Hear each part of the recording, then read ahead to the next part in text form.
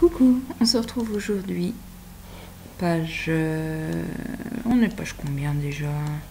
Page 61 du fichier sur Métallo et leçon Ñ. Donc ce premier exercice va s'intéresser à la bande dessinée. Tu t'en rappelles? Si tu ne t'en souviens plus, n'hésite pas à aller vérifier. Donc là, vous allez avoir plusieurs questions, 4 questions qui vont parler de ce qui se passe dans la bande dessinée. Sauf que vous n'avez pas les réponses écrites à l'intérieur. Il va falloir un peu deviner. Eh oui! Mais je suis sûre que tu as tout compris. On va voir. Première question. Comment les enfants sont-ils venus au centre? Alors, comment ils ont fait pour aller dans ce centre? Tu as la réponse quelque part dans les images. On essaye d'écrire une belle phrase pour répondre. Ils sont venus grâce, ou alors ils sont venus avec un petit indice. Deuxième, pourquoi porte-t-on un casque en escalade? Pourquoi c'est important de porter un casque quand on fait de l'escalade?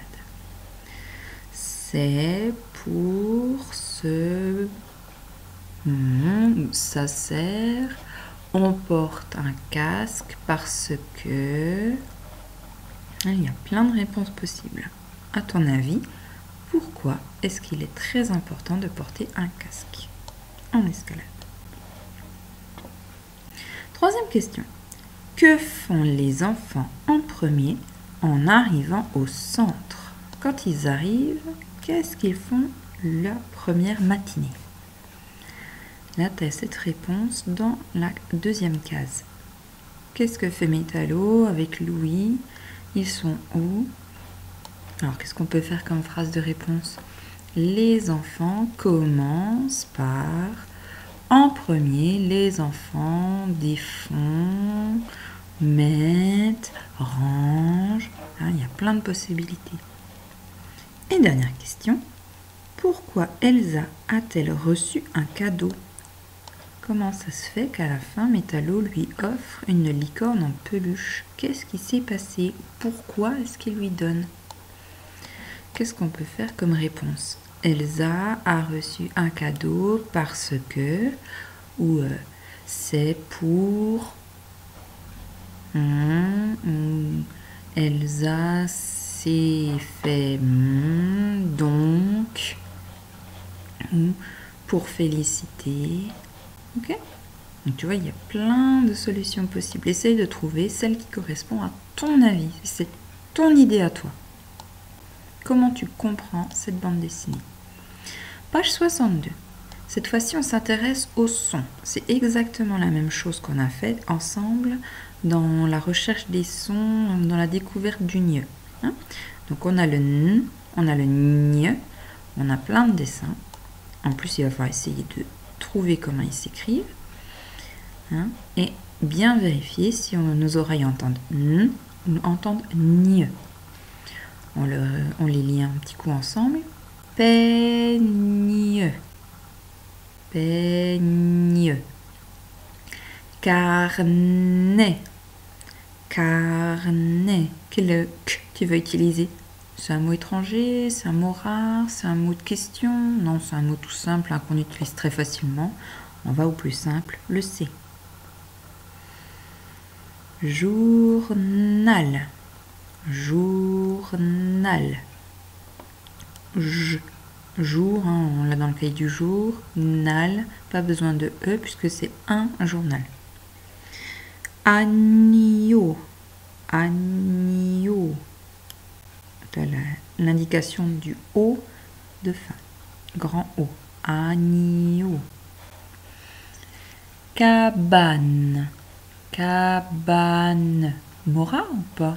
Quel K on va utiliser? Cabane. Ne, gne, ne, gne. Niche, niche. Pas de piège, une niche. La maison pour un chien. Niche, niche. poignet. Un poignet, hein, fin en ET, quand c'est la petite articulation qui te permet de bouger la main au bout de ton bras. Un poignet. Et on termine par une araignée, avec un E muet à la fin et un E accent pour faire le E. A-I-N-I. T'as trouvé? Super. On passe à la deuxième partie. On la connaît par cœur. On cherche le nombre de lettres. On cherche le nombre de syllabes et on cherche le nombre de sons. As-tu réussi à lire ce mot? Cigogne. Cigogne. Cigogne. Ok? S-I-G-O-Gne. On peut compter le E comme un son en plus. Il n'y a pas de souci, ça ne sera pas faux. On passe à la page 63. Ici, un travail qu'on a déjà rencontré sur les verbes. Verbe au singulier, une seule personne qui fait l'action. Verbe au pluriel, plusieurs personnes qui font l'action. Ok? Avec le NT muet. Les chats grimpent dans l'arbre de la cour. Grimpe. Alors, est-ce qu'on va parler d'un seul chat ou de plusieurs chats? Les chats. Qu'est-ce que tu en penses? Ça parle d'un seul ou de plusieurs chats? Grimpe, un seul. Grimpe, NT, plusieurs. Tu as trouvé? Et n'oublie pas de recopier tranquillement. N'oublie pas non plus la majuscule. Si tu ne sais plus la faire, la jolie majuscule, tu fais en bâton. Hein. T'inquiète pas, il n'y a pas de problème. Deuxième. Le moniteur donne les consignes aux enfants. Le moniteur. Qu'est-ce qu'il fait? Il donne. Ok, mais quelle donne? Donne pour une seule personne? Est-ce que c'est une seule personne qui donne les consignes? Ou est-ce que c'est plusieurs personnes qui donnent les consignes? Qui est-ce qui donne les consignes aux enfants? C'est le moniteur. Il est tout seul ou ils sont plusieurs de moniteurs? Le moniteur. Il donne. T'as trouvé? N'oublie pas de réécrire et de faire attention, pareil, majuscule et aux lettres du pluriel. On les oublie tellement facilement comme elles sont muettes. Allez, on continue sur les phrases. Cet exercice-là aussi, on l'a déjà rencontré. On passe à la forme négative, hein, la forme qui dit non. Donc aujourd'hui, on rajoute le petit mot ne en entier et pas. Tu te rappelles, on met le verbe en plein milieu. En fait, c'est tout simple. La maîtresse mange des spaghettis. La maîtresse ne mange pas de spaghettis. Non, non, c'est pas vrai. Voyons voir. Oui, l'araignée grimpe sur le champignon. Comment tu vas dire en disant non, c'est pas vrai? Non, l'araignée ne grimpe pas sur le champignon. Donc bien attention à mettre ne et grimpe pas. Hein, relis-toi pour vérifier si tu les as bien trouvés à la bonne place. Non, c'est pas vrai. L'araignée ne grimpe pas sur le champignon. Non, non, non. Mais si, le chien grogne devant la porte. Mais non, tu te trompes.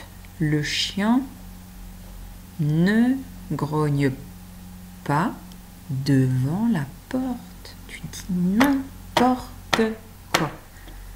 Ça va? Ça commence à venir? La maîtresse dit n'importe quoi. Mais non, la maîtresse ne dit pas n'importe quoi. C'est toi d'abord. Allez, on continue, page 64.